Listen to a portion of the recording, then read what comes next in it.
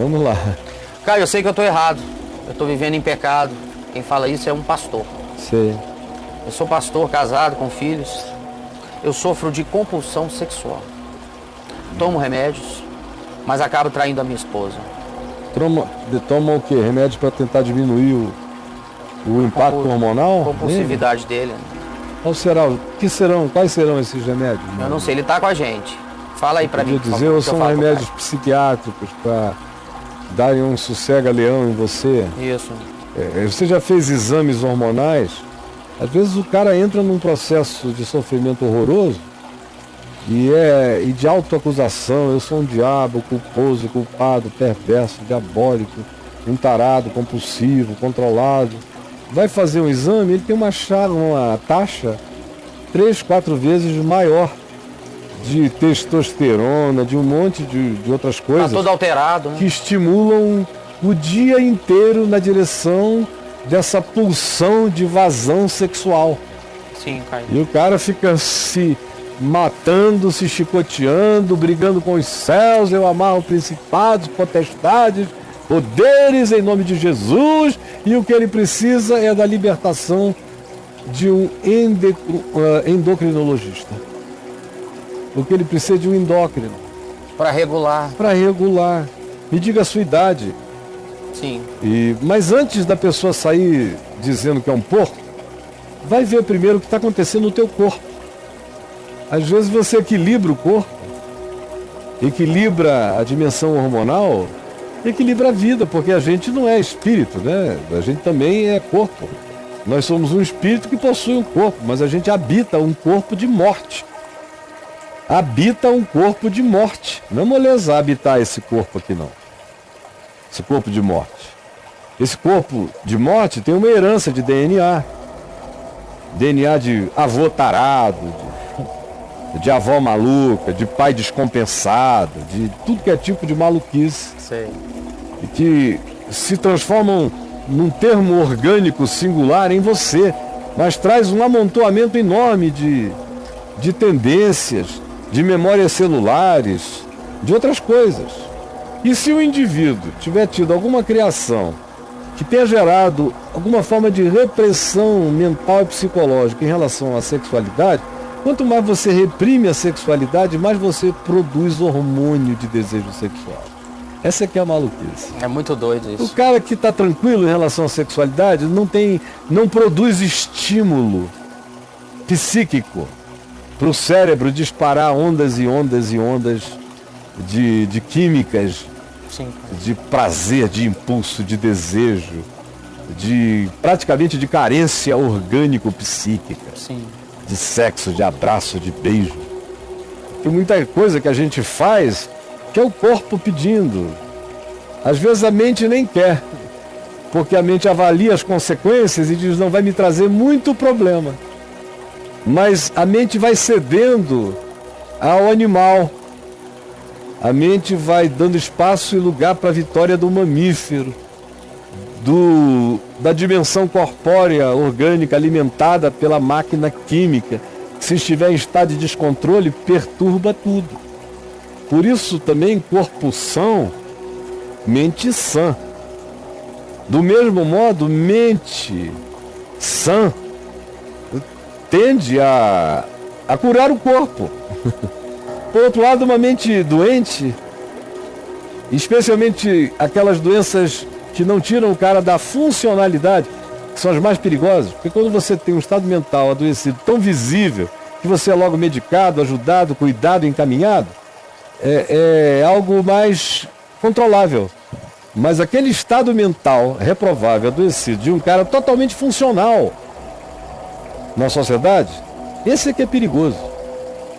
Porque ele funciona, mas ele entrou num estado de interpretação reprovável da vida, que acaba fazendo um derrame, todo desejo, toda vontade, toda cobiça, toda emoção prazerosa ou com desejo de aquisição dominadora, ou de controle, ou de posse, ou de desejo de devoramento predatório do outro, na expressão de prazer.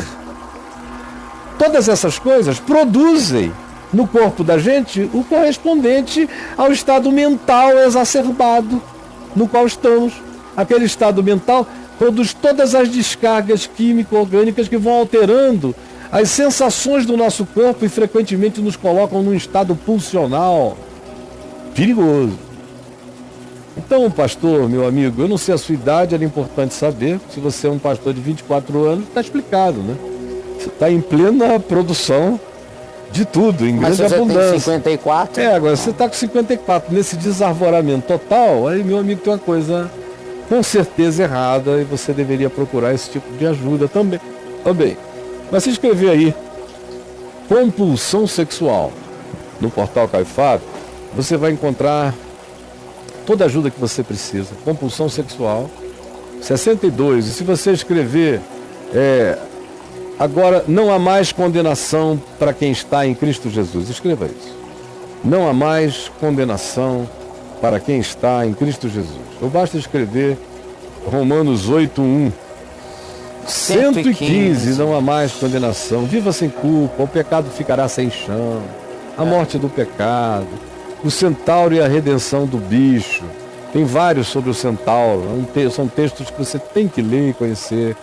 Entra aí, meu amigo pastor, tá bom?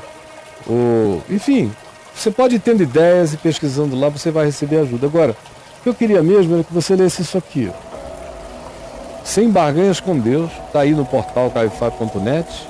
Esse livro é para todo mundo que está no seu estado. Todo mundo. Vai ensinando a discernir o que é uma coisa, o que é a outra, como exagerar em qualquer que seja a perspectiva adoece, como esse estado culposo. Todo mundo que tem barganhas com Deus tem muita culpa. E aí como isso destrói qualquer que seja a resistência espiritual do indivíduo, porque o espírito, na verdade, está pronto, mas a carne é fraca. Então a gente tem que deixar o espírito bem pronto e ter muita consciência de como a nossa carne é. Carne psíquica, carne no sentido do desejo, do descontrole, do capricho, da loucura, tudo isso é carne. E carne no sentido corpóreo, orgânico, que tem as suas necessidades, fragilidades, debilidades, compulsividades e desorganizações químicas e de outra natureza, de modo que quanto mais a gente alinha e equilibra a vida, mais facilidade de domínio próprio a gente tem. Quanto mais a gente desorganiza, menos domínio próprio a gente terá. Mas leia todas essas coisas e escreva também domínio próprio. O que é domínio próprio? Vamos lá. Fruto do Espírito. O que é o fruto do Espírito? Tudo isso está aí para te ajudar, tá bom, meu amigo? Domínio Olha próprio, aí, 106. 106 domínio próprio. Fruto tá do Espírito, Fruto do 542. Fruto do Espírito. Meu Deus. Tá bom, meu filhão? Gálatas. Amigo? Deus te abençoe. Anda aqui com a gente, você vai ficar legal. Não Vai. vem aqui de vez em quando, não. Ande todo dia. Você vai entender, crescer, vai se pacificar no Senhor Jesus. Eu sei disso em nome do Senhor. Claro. E aí? Ele tem uma questão final, que é uma dúvida que ele tem, que ele não sabe o que faz. Ele fala assim, oro, faço jejum, me afasto, mas acaba sendo uma questão de tempo. Isso Claro, tem que só deixar. piora, né? E quando ora, faz jejum, se afasta, ele só fica fazendo acumulação de desejo no inconsciente. É. Aí explode tudo. Bah! Isso. Tem um período, de 3 em 3 meses, essa ciclotimia. Se ele escrever lá e procurar sobre ciclos da carne, por exemplo, já falei muito aqui de gente que consegue fazer 24. isso 2 meses, 3 meses, eles ficam, aí aquela coisa Depois explode e vem, volta né? tudo de novo. Aham. Então eu sei do que você está falando, eu passei a vida lidando com gente assim, e olha, uma quantidade enorme de pastores. Ciclos da carne. Isso. Dá uma olhada aí, tudo sobre carne, você vai entender bem o significado espiritual da carne e o significado psicológico da carne, tá? Tem um link aí no meu portal chamado A Mente de Paulo. Sim. Tá lá nos textos, no menu de textos do meu portal. Se você entra lá textos, aí você olha aí embaixo, ó, Mente de Paulo, A Mente de Paulo. Clique aí, por favor. Clicou, entrou na Mente de Paulo. Tem quantos? 84 falas minhas sobre como Paulo pensava, sentia e interpretava as coisas. Fantástico. Dá uma chegada aí, por favor, você vai entender muita coisa. Vamos lá? Pois é, mas ele não chegou ainda na questão dele. Ele falou assim, ó, isso tem me deixado deprimido, com síndrome do pânico, eu faço acompanhamento psiquiátrico e psicoterapêutico. Você entendeu, Caio? Vou resumir para você. Eu estou pensando agora, a pergunta dele, estou pensando em sair do ministério pastoral Mas essa é a nossa única fonte de renda, sabe, Caio? O que você me diz nessa hora? Eu acho que ele não pode sair sendo essa a única fonte de renda. Se eu dissesse saia, eu estaria sendo inconsequente, irresponsável com você, a menos que eu dissesse saia e me mande dizer quanto é que você ganha, que eu vou providenciar um depósito mensal. Aí fica, na sua conta, saia. Fora isso, eu sou um homem pai de família. É irresponsável, eu sou consequente nas minhas palavras. Então não dá para sair assim. Mas você pode, não sei qual é a denominação, se for numa igreja batista, presbiteriana, metodista, congregacional, luterana, anglicana, o pastor tem o direito de pedir licença para tratamento. Com salário, com tudo. Ele pode pedir mais. Não sei qual é a igreja dele. Estou falando em igrejas civilizadas, o pastor tem direito a isso. Tem direito a um sabático remunerado. Se ele trouxer um atestado que mostre como ele está necessitado de um tempo. Se você pertencer a um grupo, a uma igreja que tenha essa sensibilidade humana, que não acha que você está fraco na fé e por isso o diabo te pegou. Porque na maioria das igrejas aí, um cara que chega pedindo uma licença com remuneração, não é sem vencimentos, é com remuneração. Porque precisa de um tratamento, um sabático de 1 ano para se tratar, a maioria diz, você é fraco na fé, não merece ser obreiro de Deus, o diabo te pegou, está cheio de pecado na sua vida. Aí ele, realmente, do ponto de vista do que ele chama de pecado da minha vida, ele mesmo começou a dizer aqui, estou cheio de pecado da minha vida. Ele fala isso. Aí o cara morre logo de culpa. Eles têm razão, eu sou isso, aquilo. Se tiver uma crise maior, confessa, e se confessa, ele é canibalizado, ele é comido vivo, pedaço por pesado, pedaço ali no meio da Praça de Paris, como perfumista. O perfumista. Então... Ele manda aqui. O quê? Ele manda uma mensagem. Pode falar. Ele tem 35 anos e ele é pastor de uma igreja anglicana. Anglicana, então você está com a faca e o queijo na mão. Aí ele escreve embaixo assim, muita culpa. Muita culpa. Então, meu filho, vá, não precisa falar nada com ninguém, só diga que você precisa de um período de licença. Nesse período de licença você vai fazer 2 coisas, vai se tratar. Uma delas é aqui, todo dia. Todo dia comigo você vai ficar bom, em nome de Jesus, lendo tudo isso, me ouvindo. Eu estou dizendo isso porque eu tenho visto milhares e milhões ficarem bem. Você vai ficar bem. E a segunda coisa que você vai fazer, você vai começar a preparar meios alternativos de sobrevivência, de ganho financeiro. E você vai ser rápido, inteligente, para ver como você pode começar a prover recursos para sua casa. Porque, muito provavelmente, o que a tua alma precise mesmo, a médio e longo prazo, seria de um descolamento do pastoreio religioso para você edificar a sua vida, a sua casa e a sua família, e depois voltar a se inserir conforme seja o dom genuíno de Deus na sua vida. E não o chamado religioso para a sua existência. Às vezes, a religião só tem um chamado para o cara ser um tipo de coisa. Mas o Evangelho tem chamado para você ser quem você é. E é isso que não panica o coração, não fragiliza o espírito, nem deixa também o indivíduo com esses vazios de insatisfação que abrem muito espaço para as fugas, para as evasões promíscuas na vida da gente. Você está me entendendo? Que o Senhor Jesus te abençoe, meu irmão. E te dê paz, a ti e a tua casa. Amém. E me mantenha informado, por favor. Tá bom? Olha aí. Evasões promíscuas. Né? Por aí. É isso aí. Ele foi escrevendo enquanto você falava, sabe? Ele falou assim, olha, eu nem sei com quantas mulheres eu já fiquei, vizinhas da igreja, irmãs. E o diagnóstico meu é depressão, transtorno generalizado de ansiedade e síndrome do pânico. Meu Deus. Mas o label, meu mano, como eu digo aqui, com esse negócio. Eu não sei como é que está escrito aí, se é label ou é diagnóstico. Cuidado com o diagnóstico. E você já falou muito sobre isso. O diagnóstico dado assim na lata, confina o cara a tudo que seja descrição daquele diagnóstico. E o sujeito vive para cumprir o diagnóstico. E agora, você precisa parar mesmo, porque a situação é mais séria. Quem falou antes aqui com a gente pegava prostituta, 27. Né? 27. Cuidado com o diagnóstico. Dê uma olhada nisso aí, coisa por coisa, tá bom? Quem falou antes aqui pegava prostituta. Você não, você está pegando meninas da igreja, vizinhas. Irmãzinha.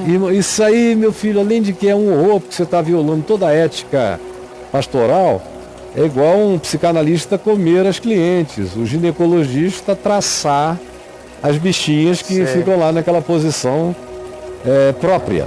Sim. Meu Deus, é igual qualquer indivíduo usar do poder que recebe pela profissão por ser quem é e ter toda a facilidade de approach. É covardia. Covardia. Do pior tipo. E te colocaria numa situação horrível, indesculpável perante a comunidade. A comunidade que você serve. Né? Porque a comunidade até entende. Um pastor descontrolado, que não está legal, que precisa de se reharmonizar na vida, que perdeu o pé, que teve uma infância muito opressiva sexualmente, está agora com 30 e poucos anos, pegando garota de programa aqui e ali, especialmente quando viaja. Mas ninguém sabe quem é. É uma coisa que só faz mal a ele. Como hoje eu acordei com um cara desesperado, chorando, por causa da pornografia. Da pornografia, não aguenta mais ficar na punheta de dia e de noite. Está todo ferido, todo machucado, todo ferrado. E não consegue parar. E agora tem no celular, tem em todo lugar, o sujeito até na rua vai fazer xixi, bota ali um pepecão, vapo, ele do xixi parte para outra. Aí são dezenas por dia. E a angústia? A angústia desse vício, dessa tara. É uma perturbação diabólica do coração. O cara fica louco. Acordei, foi a primeira coisa que eu ouvi hoje. E aí, sabe o que eu recomendei a ele? Sabe o que eu recomendei a ele? Além disso tudo aqui. Além desse kit. Caio Kit. Além do Caio Kit, isso. Eu recomendei alguma coisa que eu não fiz muitas vezes na vida, mas eu fiz umas poucas. Recomendei internação numa clínica por pelo menos 3 meses, de 3 a 6. Cara, é igual um outro vício qualquer, brother. Sim. Só que aí, ele na clínica, ele leva o pinto, leva ele, leva a cabeça, leva tudo para dentro da clínica. O que a clínica tem que tirar é celular, são os meios externos. Sim, a mídia. A mídia. Porque ele é vítima da mídia. Ele não é viciado em masturbação sem mídia. Ele é viciado na mídia da promiscuidade, da pornografia. Aí eu falei, cara, você tem que ficar uns 3 meses, 6 meses, sem mídia, nenhuma, para ir se desintoxicando mentalmente. Aí é esporte, é lazer, é colocar o fluxo da energia vital noutra direção, é quebrar aquele mar morto, aquele lugar que só recebe dali e tudo vai morrendo, porque não tem fluxo de vida emanando. Tudo para no poço da angústia promíscua, nessa alma escravizada. Então, uma internação ajudaria. E no seu caso, uma saída daí com a família, ir para outro lugar, mudar os ares. Eu tenho quase certeza que o seu desajuste vocacional é uma das coisas que também geram essa pulsão sexual. Insatisfação gera pulsão sexual. Assim como gera vontade de comer. Por exemplo, eu estava em profundo estado de insatisfação numa dimensão da minha vida. Por quase 25 anos. Então, o que eu fiz? Eu comi, né? Você foi pra comida? Comida.